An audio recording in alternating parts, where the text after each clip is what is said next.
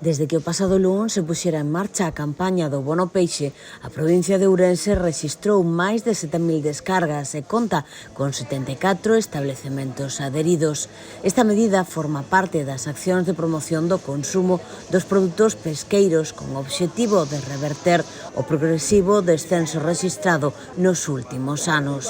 É unha medida pioneira, unha medida que implementamos por primeira vez este ano e que esperamos acadar durante as 10 semanas da duración do bono resultados favorables e incrementar o consumo de peixe na Comunidade Autónoma de Galicia. Animo a todo o mundo a que se descargue o seu bono peixe, que lle permitirá facer un desconto na súa compra de produtos do mar do 25% do importe da compra e hasta un máximo de 5 euros durante 10 semanas.